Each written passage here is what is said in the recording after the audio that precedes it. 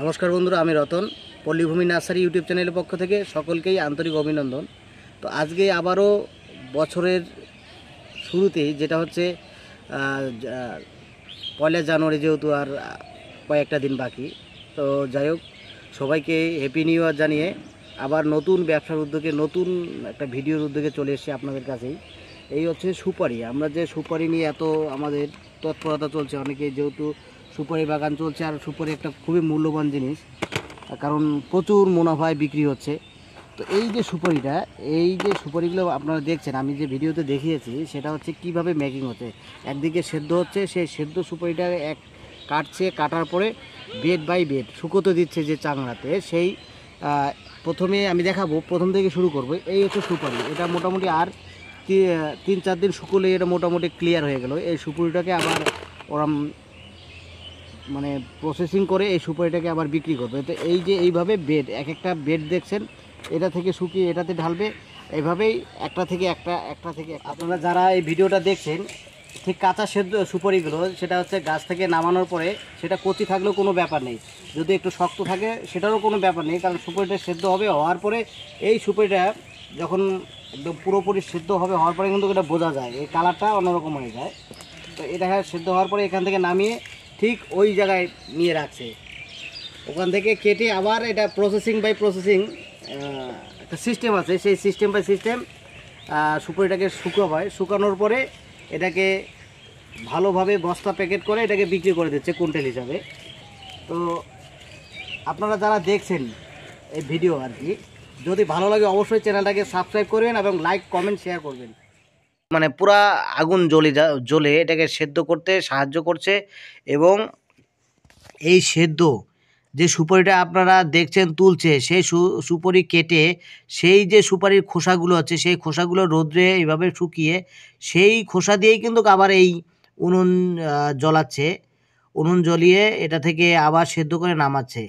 তো যাই হোক, আপনারা যারা দেখছেন নতুন ইনফরমেশন এবং সুপারি বাগানের, তো যারা সুপারি বাগান আপনারা করছেন, আপনাদের বড় বড় বাগান আছে, আপনারা ঠিক এই প্রসেসটা করতে পারেন, এইভাবে তৈরি করতে পারেন। কারণ সুপারি বর্তমান খুব একটা ডিমান্ড আছে। আপনারা সকলেই জানেন যে এই যে দাদা আছে, ইনি চাষিদের কাছ থেকে সুপারি কেনে এবং বাগান শুদ্ধ কিনে নিয়ে এসে, যে মানে বাগান কিনে নিয়ে সেখান থেকে সুপারি পেরে নিয়ে এটা সেদ্ধ করে প্রসেসিং করে বিক্রি করছে। তবে বন্ধুরা, আপনারা যারা ভিডিওটা দেখছেন, দেখুন উনুনে কিভাবে আগুন জ্বলছে। এটা কোনো লাকড়ির প্রয়োজন হয় না। আর পাশে দেখুন আরেকটা উনুন, মানে দুটো উনুন দিয়েছে, এরকম বড় বড় হান্ডি যেন দুটো ধরে। মানে আর এই যে সুপারি সেদ্ধ করতে গেলে আমাদের লাকড়ির প্রয়োজন হবে না। এই খোসাগুলো দিয়েই কিন্তু সুপারি সেদ্ধর কাজে লেগে যাবে। তো আপনারা যারা ভিডিওটা দেখছেন, এই সুপারি থেকেই কিন্তু আমরা গুটখা, শেকড়, পান মশলা আমরা খেতে পারি। তবে দেখুন, এইভাবেই সুপারিগুলো ওখানে হাঁড়িতে সেদ্ধ হচ্ছে, আর এখানে নামাচ্ছে। নামার পরে মহিলারা ঠিক এভাবেই লাইন লাইন করে বসে কাটছে। ওনাদের নিজের বাড়ির কাজকর্ম সেরে সারাদিনে যে কাজকর্মটা করছে, এনাদের মোটামুটি পার ডে 3 থেকে 350 টাকা কাজের ফাঁকে এনারা ইনকাম করে নিচ্ছে। নিজের বাড়ির কাজও সামলাচ্ছে এবং সুপারিও কাটছে। দেখুন সুপারি কত সুন্দর ক্লিন, একদম পরিষ্কার হয়ে যাচ্ছে সেদ্ধ হওয়ার পরে, দেখুন। আর এই সুপারি এটা ভালোভাবে শুকিয়ে এটা বিভিন্ন কোম্পানিতে চলে যাচ্ছে, রজনীগন্ধা, গুটখা, শেকড়, আর সুপারি ঠিক সেদ্ধ হচ্ছে, আর এখানে এভাবে নিয়ে এসে ফেলছে। মহিলারা এভাবেই আত্মনির্ভর হয়ে উঠছে, স্বনির্ভর হয়ে উঠছে। নিজের বাড়ির কাজ সামলে, নিজেদের বাড়ির কাজকর্ম সামলে এসে এই হচ্ছে সুপারিগুলো কেটে ঠিক এখানে এভাবে শুকোতে দিচ্ছে। শুকোনোর পরে এইভাবে আস্তে আস্তে একদম মাথায় নিয়ে যাবে। যখন শুকনো হয়ে যাবে, এটাকে আবার নিয়ে সেটা হচ্ছে বস্তা প্যাকেট করে, প্লাস্টিকের যে প্যাকেটগুলো আছে সেগুলো বড় বড় প্যাকেট করে রেখে দেবে। দেওয়ার পরে সেটাকে বিক্রি হবে।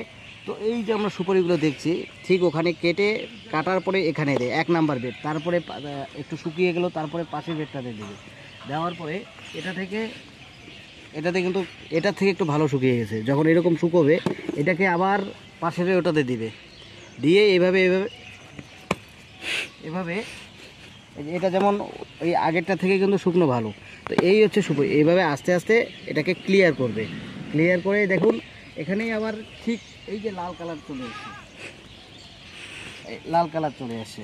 তো এখানে আরেকটা ব্যাপার, এই যে সুপারিটা আছে এটাতে আবার কিন্তু কেমন হয়ে গেছে সাদা সাদা একটা, মানে এটার যে ঠিক কালারটা সেই কালারটা কিন্তু নষ্ট হয়ে গেছে। কারণটা হচ্ছে ভালোভাবে এটা মেনটেনেন্স না করাতে কিন্তু এই কালারটা চলে এসছে। আর এটার কালার দেখুন, এটা কিন্তু এখনও ভালো আছে, সাদা আছে। তো এরকম সাদা সুপারির যত কালার ভালো আসবে তত কিন্তু সুপারিটার দাম হবে। তো এই যে এইভাবে এটা কিন্তু এখনও শুকনো, এখনও ঠিক ভালোভাবে শুকোয়, ঠিক আছে। শুকোনোর পরে আপনার শব্দটা আওয়াজটা শুনলেই বুঝতে পারবেন যে কীরকম শুকোতে হয়। এটা যেমন এটা কিন্তু মোটামুটি একটা ভালো কন্ডিশনে চলে আসে শুকনো।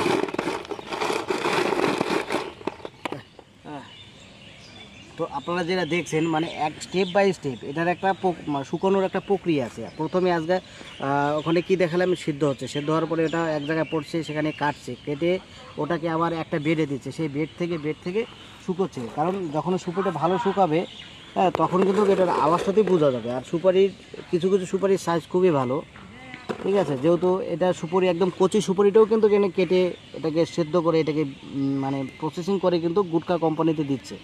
তো সেই যে আপনারা দেখুন এই যে কালার ঠিক এইভাবে যখন শুকনো হয়ে যাবে, এটা শুকিয়ে এটা ওয়েট দিয়ে কিন্তু এটা বিক্রি করে দিচ্ছে।